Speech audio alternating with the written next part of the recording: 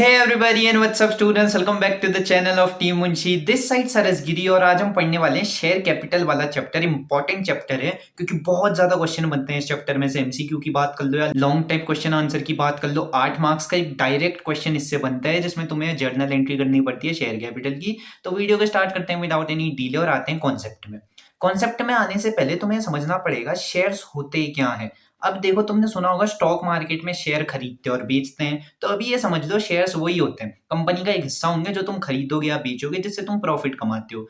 Main चीज ये है ये शेयर आते कहां से हैं और ये जर्नल एंट्री जो हम करते हैं करते क्यों हैं। तो जर्नल एंट्री हम इसलिए करते हैं ताकि जो ये शेयर बेचे हैं खरीदे इन सबका रिकॉर्ड कर पाए, और जब रिकॉर्ड करेंगे इन सारी चीजों को, कंपनी एक ही बार में सारा पैसा नहीं मांग लेगी तुमसे शेयर का। मान लो 1 लाख के शेयर इशू करे पब्लिक को, अब पब्लिक से वो 1 लाख रुपए डायरेक्ट नहीं मांगेंगे, वो कहेंगे आप पहले 2 लाख दे, फिर 3 लाख दे, फिर बचे हुए 5 लाख दे दे। ऐसा करती हैं कंपनियां। ऐसा इसीलिए क्योंकि जब तुम्हारे जेब में पैसा होता है तुम खर्चे भी ज्यादा करते हो, एक्सपेंडिचर ज्यादा हो जाते हैं। तुम कहते हो अरे यार 2000 इसमें ज्यादा लग रहे हैं, अभी टाइम नहीं है, डाल दे इसमें पैसा। जेब में पैसा हो आदमी की गर्मी भी बढ़ जाती है, तो कंपनी भी यही चाहती है कि जितनी जरूरत है उतना ही पैसा है हमारे पास ताकि हम फालतू खर्चा ना करें। इसीलिए हिस्सों में मांगती हो पैसा। हिस्सों में इनिशियल पब्लिक ऑफरिंग का होना बहुत जरूरी है।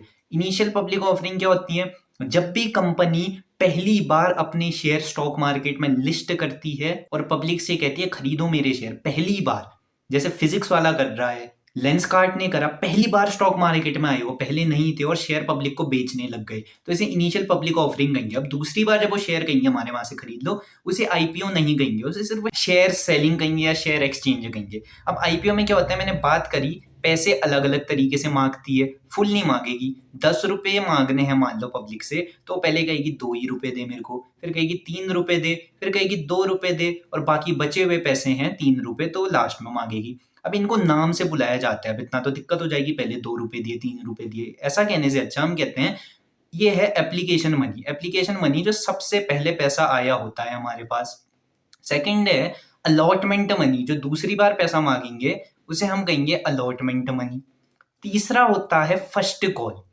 फर्स्ट कॉल, अब कंपनी चाहे तो पूरा पैसा फर्स्ट कॉल में ही मंगा सकती है, 3 रुपए बाद में मंगाने से अच्छा यहीं सीधे 5 रुपए मंगा ले। लेकिन अगर सेकंड कॉल भी जाए तो सेकंड कॉल भी मंगा सकते हैं, जिसको हम कहते हैं सेकंड।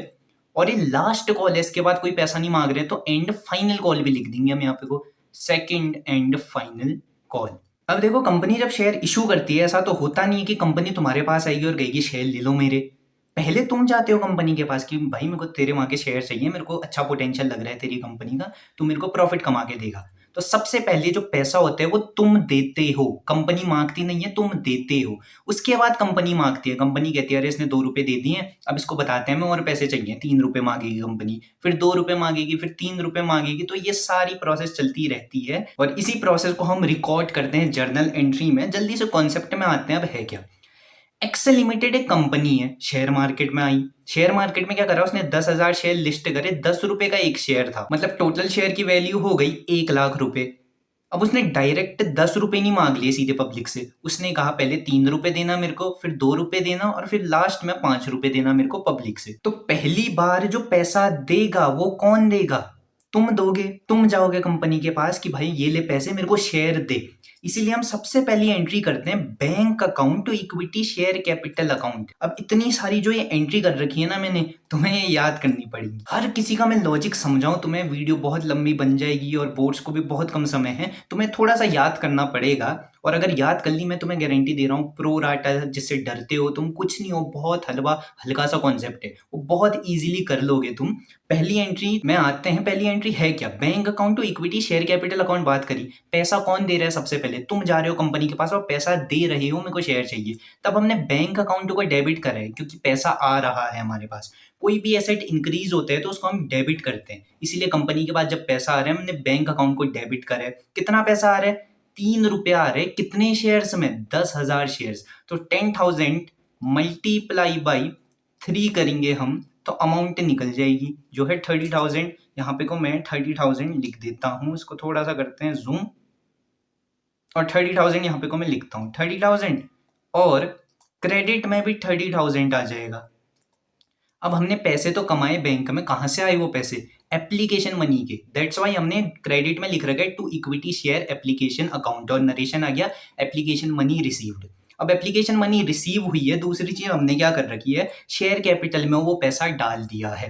अब शेयर कैपिटल कहाँ से आया है, ये तुम्हें कॉन्सेप्ट समझाता हूँ। जब भी तुम बैलेंस शीट बनाते हो, तुमने देख रखा होगा कि बैलेंस शीट में एक हेडिंग होती है equity and liabilities, equity and liabilities. उसके अंदर भी एक हेडिंग होती है शेयर कैपिटल या share holders fund, share holders fund, और उसके अंदर भी शेयर कैपिटल और रिजर्व एंड सरप्लस की बात होती है, रिजर्व एंड सरप्लस। अब यहाँ पे को देखो, जो शेयर कैपिटल है मतलब जो हमने पैसा पब्लिक से मांगा।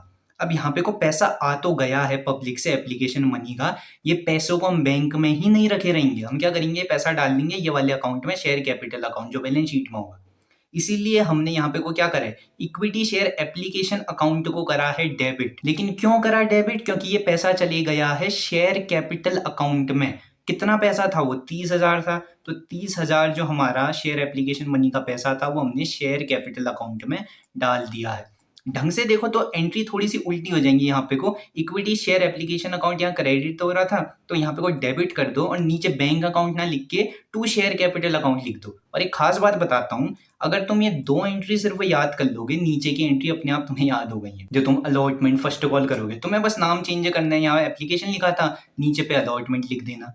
यहाँ पे को भी एप्लीकेशन है, तो नीचे वाली जितनी एंट्री होंगी यहाँ पे को अलॉटमेंट या फर्स्ट कॉल लिख देना। सेकंड एंट्री देखते हैं, सेकंड एंट्री में वही कर रखा है। देखो इस बार तुम खुद नहीं गए हो पैसे लेके, पहली एंट्री तो हमने एप्लीकेशन में इसीलिए करी, हम खुद गए थे पैसे लेके। इस बार कंपनी कहेगी पैसे दे, पहले मांगेगी, तो हम क्या करेंगे, equity share allotment account debit to share capital account. जो सेकंड एंट्री थी यहाँ पे को, वो एंट्री हमने थर्ड में कर दी अलॉटमेंट के लिए, और एप्लीकेशन के बदले हमने अलॉटमेंट लिखा है। उसके बाद तुम पैसे दोगे, that's why bank account debit to equity share allotment account. यहाँ पे कोई हमने ट्विस्ट कर दी एंट्री, पहले बैंक वाली थी यहाँ और फिर एप्लीकेशन, लेकिन नीचे हमने क्या करा, पहले अलॉटमेंट फिर बैंक वाली एंट्री। तो अलॉटमेंट के कितने पैसे आए थे हमारे पास, अलॉटमेंट के 2 रुपए आए थे, कितने शेयर्स में, 10,000 शेयर में। सो 10,000 मल्टीप्लाई बाई 10,000 मल्टीप्लाई बाई 2 करेंगे, सो 20,000 आ गया। 20,000 को यहाँ लिखेंगे तो 20,000 यहाँ आएगा। और सेम चीज कर दी है अब हमने यहाँ पे को, तो हमने शेयर कैपिटल में पैसा डाल दिया, हमने एज्यूम करा कि हमें पैसा दे देगा वो बंदा, तो 20,000 हमने शेयर कैपिटल में ऑलरेडी डाल दिए। एंट्री आई है money due on allotment, allotment में मनी अभी हमारी बकाया है, दिया नहीं गया है। सेकेंड एंट्री अब हमने क्या करी, जब उन्होंने पैसे एक्चुअली दे दिए तब हमने बैंक अकाउंट को डेबिट करके इक्विटी शेयर अलॉटमेंट को क्रेडिट करा है। जो आएगा यहाँ पे को 20,000 और यहाँ पे को भी 20,000। आफ्टर दैट आप आ जाइए तीसरी entry, first and final call की। अगर एक और कॉल होती है हम यहाँ पे को लिख देते हैं second call, second and final call, second and final call. लेकिन सेकंड एंड फाइनल कॉल नहीं है तो इसको नहीं लिखेंगे, हम सीधे फर्स्ट एंड फाइनल कॉल की एंट्री करेंगे। 5 रुपए मांगे हमने। तो अगर हम देखें फर्स्ट की 2 एंट्री, जैसा मैंने कहा फर्स्ट की 2 एंट्री याद कर लो, सबसे पहले ये वाली एंट्री लिखेंगे हम नीचे के लिए, बैंक अकाउंट बाद में आएगा। इक्विटी शेयर एप्लीकेशन अकाउंट ना लिख के equity share final first and final call account लिखेंगे, और वो ही लिखा होगा हमने शायद, equity share first and final call account debit. यहाँ फाइनल भी लिख सकते हो तुम, फर्स्ट एंड फाइनल कॉल। कितने रुपए थे, 5 रुपए, कितने शेयर्स में, 10,000 शेयर्स में। सो 5 इंटू 10,000 करेंगे तो 50,000 आ गया, 50,000। और यहाँ पे को भी 50,000। अब ये बकाया पैसा है, money due on first call, हम एज्यूम कर रहे हैं कि ये पैसा मिल जाएगा तो हम इसे शेयर कैपिटल अकाउंट में डाल देते हैं। अब एक्चुअल एंट्री होगी जब वो बंदा हमें पैसे देगा, शेयर होल्डर हमें पैसे देगा, तो bank account debit to equity first call account है। यहाँ पे को भी 50,000 और यहाँ पे को भी 50,000, क्योंकि 50,000 हमें पूरे मिल जाएंगे। इतना सिंपल था। अगर तुमने ये 2 एंट्री याद कर ली, फर्स्ट की नीचे की एंट्री ऑटोमेटिकली तुम्हें याद हो गई है।